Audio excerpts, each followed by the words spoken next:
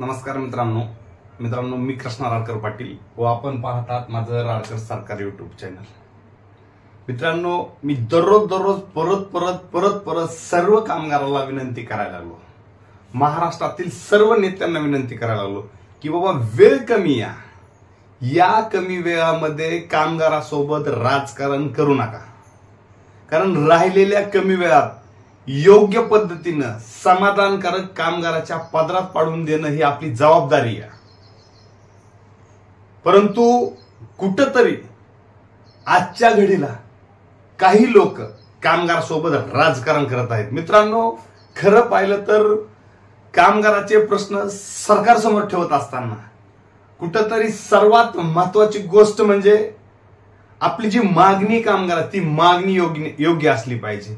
जर मागणी योग्य असेल तर आपण एक दिवस जरी आपली मागणी सरकार समोर लावून धरली किंवा जर सरकार ऐकत नसेल तर ठोस भूमिका घेतली तर त्या गोष्टीवर सरकारला विचार करावाच लागेल। मित्रांनो, आपल्या मागण्या भरकटल्यासारख्या आहेत, नको त्या गोष्टीचा अट्टहास आहे।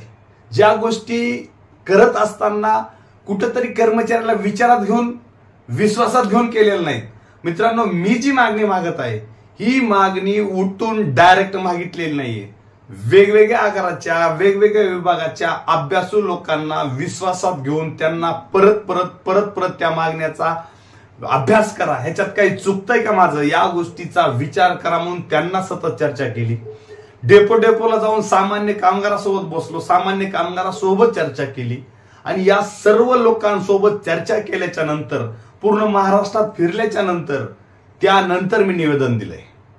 हे निवेदन देत असताना सुद्धा कुठं घंटानाद, कुठं आत्मक्लेश, कुठं आमदाराला निवेदन, हे जे निवेदन आहेत किंवा आत्मक्लेश आहे किंवा घंटानाद आहे ह्याच्यात फक्त तुम्ही सरकारचं लक्ष वेधू शकता। तुम्हाला जर सरकारकडून ठोस पदार्थ पाडून घ्यायचं असेल तर एक दिवस व्हायना, 2 दिवस व्हायना किंवा काय जे करायचे ते ठोस भूमिका घेऊन केलं पाहिजे आणि याच्यात कामगाराची तयारी असली तर करणं गरजेचं आहे। जर कामगाराची तयारी नसली तर पुढचा विचार नंतर आहे। परंतु मित्रांनो, आपण जे काही मांडत आहोत, आपण जे काही मागत आहोत हे ठोसपणे मागत आहोत। माझी महाराष्ट्रातील सर्व नेतृत्वांना पुन्हा एकदा हात जोडून विनंती आहे, बाबांनो आपण एकत्र बसू। जर 9 तारखेला तुम्हाला आंदोलन करायचं असेल तर तुम्ही एकतर 6-7 तारखेपर्यंत मीटिंग लावा किंवा मी ज्या ठिकाणी मीटिंग लावतोय तुम्ही त्या ठिकाणी रोखठोकपणे येण्याची तयारी दाखवा। तुम्ही महाराष्ट्राचे नेते असाल, तुम्ही 10-20 वर्ष राजकारण करीत असताल, परंतु माझी एक सामान्य कामगार म्हणून आपल्याला विनंती आहे, मी मीटिंग लावतो त्या ठिकाणी त्या जागेवर तुम्ही या आणि आपण एक गोष्ट करूया, लाईव्ह मध्ये, कुठं बंद खोलीमध्ये मीटिंग घ्यायची नाहीये। माझी काय भूमिका आहे ती महाराष्ट्राला लाईव्ह का आली पाहिजे, तुमची काय भूमिका आहे ती बी महाराष्ट्राला लाईव्ह आली पाहिजे। लाईव्ह मध्ये मीटिंग घेऊ आणि त्या लाईव्ह मध्ये रोखठोक कामगाराच्या ज्या मागण्या आहेत, मी एक व्हॉट्सअप नंबर जाहीर करतो, त्या व्हॉट्सअप नंबरवर जे काही महाराष्ट्रातील कामगार आहेत त्यांच्या काय मागण्या आहेत, कोणती मागणी योग्य आहे, काय मागितलं पाहिजे या मागण्या त्या तारखेपर्यंत जाहीर करतील किंवा त्या मागण्या त्या व्हॉट्सअपवर लेखी स्वरूपात पाठवतील। आपण त्या नंबरवरच्या मागण्या त्या तारखेला सर्वांनी मीटिंग मध्ये वाचून दाखवू। मित्रांनो, हे कुठेतरी करणं गरजेचं आहे। भरकटल्यासारखं कृती समितीने वेगळं मागायचं, भरकटल्यासारखं महाराजांनी वेगळं मागायचं, भरकटल्यासारखं पडळकर साहेबांनी वेगळं मागायचं। पडळकर साहेबाच्या मागण्या जर योग्य असल्या, मी पडळकर साहेबाच्या मागण्याला सहमत आहे। अजून सुद्धा लाईव्ह कॅमेरा सांगालो, मी पडळकर साहेबाच्या मागण्याला सहमत आहे, परंतु भूमिका ठोस पाहिजे। मी जे आता 20 जुलैला निवेदन दिले आणि गणेश उत्सवाच्या आधी जर राज्य सरकारनं समाधानकारक नाही दिलं तर माझं निवेदनाची तारीख ही 4 सप्टेंबरला संपते। 4 सप्टेंबर पर्यंत सरकारनं नाही दिलं तर काय भूमिका घ्यायची ही महाराष्ट्रातल्या कामगारांना ठरवायचंय। मित्रांनो, कुठंतरी एखाद्या नाग दाबल्याशिवाय काहीही पर्याय निघणार नाहीये आणि ठोस मिळवायचं असेल तर तुम्हाला नाग दाबावंच लागणार आहे। मी भरकटल्यासारखं सदावर्तेसारखं चुकीचं मागत नाहीये, मी मागमोरू सरकून ऍडजस्ट करायजोगी मागणी करतोय, सरकारसोबत चर्चा करण्याजोगी मागणी करतोय, सरकारला कुठेतरी अडचण आणण्याजोगी मागणी करत नाही।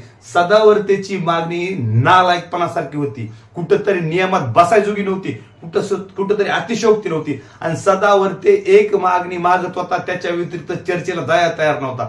जर सरकारनं मला 4 तारखेच्या आधी चर्चेला बोलवलं तर कामगाराला समाधानकारक मिळवून देण्याची ताकद माझ्यामध्ये आहे। मित्रांनो, कुठंतरी तुम्ही विचार करा, कामगारांना विचार का करण्याची गरज आहे म्हणतो. जर नेते भरकटल्यासारखं काही मागत असतील, जर महाराजांना 7वें वेतन आयोगात अट्टहास करीत असतील, कृती समिती नको ते 5-4 अट्टहास करत असेल, तर या गोष्टीचा विचार कामगारांना करणं गरजेचं आहे भावांनो. कारण मी तळमळीने का सांगतोय, वेळ कमी या, आता उद्याच्या आचारसंहिता लागतील, आज आपण मिळवून घ्यायचं असं शक्य नाहीये. तुम्हाला निवडणुकीचा फॉर्म भरायचा नाही की उद्या तारीख संपणार आज जाऊन फॉर्म भरू. भावांनो, तुम्हाला काही मिळवून घ्यायचं असेल तर आत्ताच योग्य वेळ आहे. तुम्हाला येणाऱ्या 15 ऑगस्ट पर्यंत ठोस भूमिका घेणं गरजेचं आहे मित्रांनो. आणि ती ठोस भूमिका घेतल्याशिवाय पर्याय नाहीये. या नेतृत्वाच्या भरोशा बसू नका, या कृती समितीच्या भरोशा बसू नका, महाराजांच्या 7वें वेतन आयोगावर विश्वास ठेवू नका. माग सदावर्तेनं असाच नालायकपणा केला, त्याच पावलावर पाऊल महाराज टाकायला लागले. मित्रांनो, 7वा वेतन आयोग कुठल्या नियमानं राहिलेल्या एवढ्या कमी वेळात मिळणार? 7वा वेतन आयोग मिळाला पाहिजे हे मला सुद्धा वाटतंय, परंतु मिळवीत असताना वेळ किती या, आपण मागतोय काय, राजकीय लोकांची इच्छाशक्ती काय, आपली ताकद काय, आपण एकजूट आहेत का, वेगवेगळ्या संघटना काय मागत आहेत, आपण काय मागत आहोत, याचं भान ठेवून मागणी केली पाहिजे. मित्रांनो, मुळामध्ये मी परत परत एका मुद्द्याला का हात घालत आहे, जो मुद्दा म्हणजे आपण मागणी काय करतोय. मागणी योग्य असेल तरच सर्व गोष्टी शक्य आहेत. मित्रांनो, त्या गोष्टीचं आत्मचिंतन करा. कारण कुठंतरी आता काही लोक सांगायला लागले तर हे 2,500 रुपये, हे 2,500 रुपये आणि हे 1,000 रुपये. ह्या 1,000 रुपयासाठी 2,500 रुपयासाठी किंवा 4% डीए, आता हे डीए किंवा कमी अधिक 4849 कोटी मध्ये समजा काय, आता 6-7 वर्ष झाले, हे काहीच मिळून 6-7 वर्ष झाले, ह्या 4849 कोटी मधलं काहीच मिळून दिलं नाही, काहीच मिळून दिलं नाही याच्यामधलं. आणि हे जे 1,000 आणि 2,500 आहे, बाकीच्या तर काय 0-0 भेटणार आहे ना. हे जे आता हे कोणाला भेटणार आहे, 20 वर्ष ते रिटायर, आणि हे कोणाला भेटणार आहे 10 वर्ष ते 20 वर्ष, आणि हे 1 वर्ष ते 10 वर्ष. आता मित्रांनो, खरं सांगायचं म्हणजे या दोन्ही घटकाचं दुकान लागणार आहे, या दोन्ही घटकाचं दुकान लागणार आहे 5-4 मुळे. का सांगतोय, 1,000 मुळे ह्यांचं काय होणार आहे होऊन 1,000 रुपयामध्ये. तुम्हाला राज्य सरकार प्रमाणे मागा ना. राज्य सरकारला ह्या ज्या गोष्टीतले जे पैसे येतं, काय जे तुम्हाला वाटतंय ना किती पैसे आहेत, काय पैसे येतं, ह्या गोष्टीतले पैसे आहेत ना, राज्य सरकार प्रमाण देणार आहेत ना, त्याच्यात टाका ना. ह्याच्यातले काय शिल्लक आहेत, ह्याच्यात काय शिल्लक आहे वाटतं, काय टाकायचे त्याच्यात टाका. आणि मित्रांनो, ह्यांच्यावर अन्याय झाला आज मानता तुम्ही, आज कृती समितीतले नेते काय म्हणतात, ह्यांच्यावर अन्याय झाला दूर करा, काय अनामली हे करा, ते आता तेच आहेत. ज्यावेळेस अन्याय होत होता तेव्हा तुम्ही काय करू लागले, ज्यावेळेस हे 5-4 घोषणा करू लागले, ज्यावेळेस हे 5-4 देऊ लागले, त्यावेळेस तुम्हाला काय झालं, त्यावेळेस अन्याय दिसला नाही. 2.5 वर्षानंतर तुम्हाला त्यांच्यावरचा अन्याय दिसायला लागला का? ह्या लोकांवर 1,000 रुपये जेव्हा अन्याय होतो तेव्हा ताटे साहेब काय करू लागले. संदीप भाऊ, विचार करून राजकारण करा, तुम्हाला माझी विनंती आहे. कारण या लोकांवर अन्याय होताना तुम्ही शांत राहिला, तुमचं सरकार होतं, तुम्ही ज्या पक्षाशी संलग्न राहून राजकारण करता, जे काय रेडकर साहेब तुमच्या सोबत आहेत, ज्या पक्षाचं संलग्न होऊन काम करते, त्यांचा पक्षाचा मुख्यमंत्री होता. तुम्ही त्यावेळेस काही करू शकले नाही, तर आज तुमच्या विरोधी पक्षात आहेत तुम्ही. नाना पटोलेला, विजय वडेट्टीवारला, रोहित पवारला आणून तुम्ही ह्या गोष्टी बरोबर करू शकणार आहेत का? आणि ह्या गोष्टी तुमचं सरकार असताना मिळवू शकला नाही. तुम्ही 2.5 वर्ष मुख्यमंत्री होते, कोण, उद्धव ठाकरे साहेब, त्यावेळेस तुम्ही याच्यातले पैसे मिळवू शकला नाही, त्याच्यातले पैसे देऊ शकला नाहीत, आणि आज तुम्ही अपेक्षा ठेवायला लागलात. अहो, तुम्ही ह्या गोष्टी मागण्यापेक्षा सरळ सरळ राज्य सरकारप्रमाणे मागा. राज्य सरकार, या राज्य सरकारच्या कर्मचाऱ्याप्रमाणे मागा. मी तुमच्या आज रोज सोबत आहे, 100% सोबत आहे, परंतु ही ठोस भूमिका पाहिजे. आणि जर ही भूमिका घ्यायची नसेल तर माझी जी मागणी 35+6 41% ही मागणी घेऊ आपण. ही मागणी एक वेळेस म्हणतो, कामगार बांधवांना मी विनंती काय करतो, फक्त एक वेळेस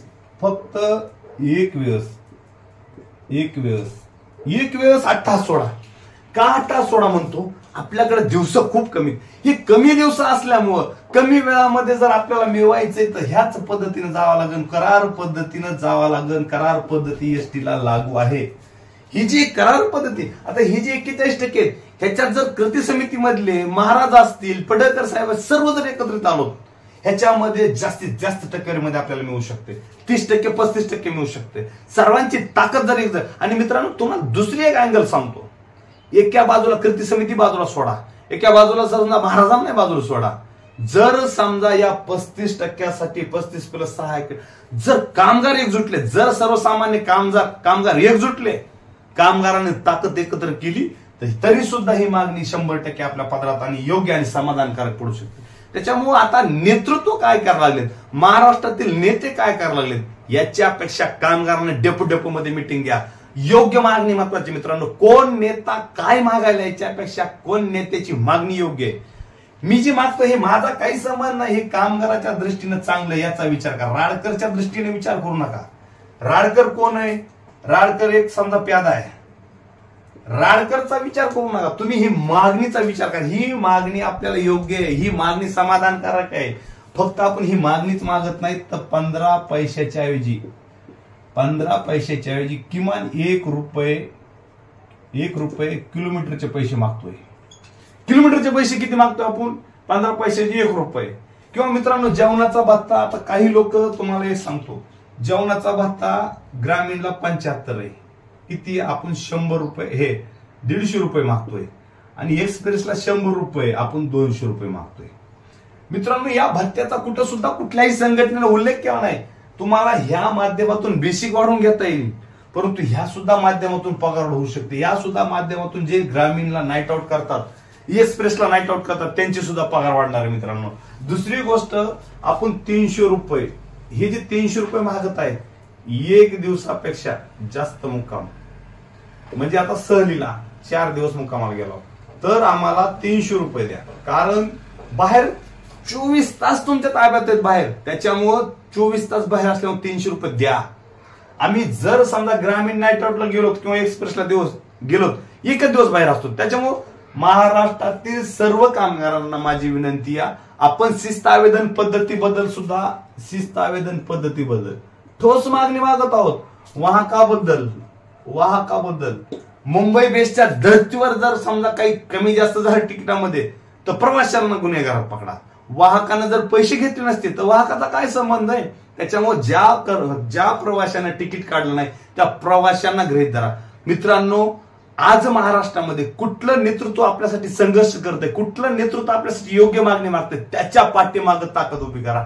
तुम्ही जर मित्रांनो एकीकडे नेते ठेवले, त्याच्यात पारण्यामध्ये तुमची ताकद नसेल, आणि एकीकडे समजा एखादा विचारसरणीचा योग्य मागणी नेता असेल आणि त्याच्या पारण्यात सर्व महाराष्ट्रातील सामान्य कामगार ताकद असेल, तर त्या ताकदवान कोण ठरणार आहे? त्याचं नेतृत्व ठरणार आहे. आज महाराष्ट्रामध्ये सर्वांना पाहायचं झालं एक उदाहरण सांगतो. महाराष्ट्रात खूप मोठमोठे नेते आहेत, खूप मोठमोठे नेते. उद्धव ठाकरे साहेब आहेत, फडणवीस साहेब आहेत, झालं तर अजितदादा आहेत, पवार साहेब आहेत, किंवा अशोक चव्हाण आहेत, अजून वेगवेगळी नावं घेता येतील. परंतु कुठंतरी एक माणूस महाराष्ट्रामध्ये, एक नेता अजून सर्वात पॉवरफुल दिसून यायला लागला. त्याचं कारण काय? तर सामान्य जनता त्याच्या पाठीमागे आहे. ही जे एक नेतृत्व आहे, या राजकीय नेत्यांना जड भरायला लागलं. तसं मित्रांनो आज आपल्या एसटी कामगारांचा ठरवण्याची वेळ आली. हे कृती समितीने काही मागू द्या, महाराजांनी काही मागू द्या, कोणी बाकीच्या लोकांनी कोणी काही मागू द्या, तुम्हाला कर्मचाऱ्याला आता डेपो अर्जंट मिटिंग घेण्याची गरज आहे आणि ठरवण्याची गरज आहे योग्य मागणी कोणाची आहे, आणि त्या योग्य मागणी मागणाऱ्याच्या पाठीमागे राहणं गरजेचं आहे. कारण जर आता जर नाही ठरवलं तर येणाऱ्या काळात आपल्या पदरात काहीच पडणार नाही, आपल्यासोबत फक्त राजकारण होणार आहे. कृती समिती उघड राजकारण करायची. कृती समितीनं जर राज्य सरकारप्रमाणे मागितलं तर आपण सुद्धा कृती समितीच्या ठोस पाठीमागे. पण कृती समिती या गोष्टीचं उघड राजकारण करायला 1,000 आणि 2,500 मध्ये कोणाचं हित नाही. अहो ज्या 2,500 मिळणाऱ्या कर्मचाऱ्यांना, ज्या 2,500 रुपये मिळणाऱ्या कर्मचाऱ्यांना साधारण उदाहरण द्यायला काही लोक ह्या उदाहरणाला गृहीत धरायला लागलेत. उदाहरण वेगळं आणि मागणी वेगळी. मित्रांनो 25% जरी मिळालं तर या लोकांना 7,500 किंवा 10,000 रुपयापर्यंत बेसिक वाढू शकते या लोकांचं. मित्रांनो त्याच्यामुळं आत्मचिंतन करा. आणि मित्रांनो माझा जो व्हिडिओ बघायला लागले त्या विनंती भावांना, माझ्या व्हिडिओ किंवा ज्यांना माझा विचार पडते त्या लोकांनी कमीत कमी 4 ग्रुपवर हा व्हिडिओ पाठवा. मित्रांनो जास्तीत जास्त व्हिडिओ का पाठवा मागतो? गरज आहे. आपले विचार महाराष्ट्रातील कर्मचाऱ्यांना पोहोचणं गरज आहे. आणि महाराष्ट्रातील कामगार बांधवांना विनंती आहे, मी महाराष्ट्रातील सर्व नेत्यांना एक पत्र देणार आहे. मग ते पत्र सोशल मीडियाच्या माध्यमातून त्यांच्यापर्यंत पोहोचण्याचं काम तुमचं आहे. मुकेश तिगोटे असतील, संदीप भाऊ शिंदे असतील, महाराज असतील किंवा मिटकरी साहेब असतील, या लोकांना मी पत्र देणार आहे. ते पत्र सोशल मीडियात व्हायरल करणार आहे. ते पत्र त्यांच्यापर्यंत पोहोचवा. आपण एक ठराविक वेळ आणि ठराविक ठिकाण सांगू. त्या तारखेला महाराष्ट्रातील 4 ते 5 दिवसात या जास्तीत जास्त 4 ते 5 दिवस 9 तारखेच्या आधी आपण मिटिंग ठेवू आणि त्या मिटिंग मध्ये लाईव्ह मिटिंग घेऊ. लाईव्ह मिटिंग घेण्याचं कारण काय माहिती का? तर या कामगारांना कळणं गरजेचं आहे आपल्यासाठी जे नेते काही मागत आहेत त्या मिटिंग मध्ये काय बोलतात आणि बाहेर काय सांगतात. कारण मागणी योग्य कोणाची आणि आपण काय मागितलं पाहिजे त्याच्यामुळे विचार करावा. आणि हा जो व्हिडिओ आहे, हा व्हिडिओ एकदा महाराष्ट्रात व्हायरल होऊन जाऊ द्या. कळू द्या कामगारांना काय योग्य आहे आणि काय योग्य आहे, अयोग्य काय आहे.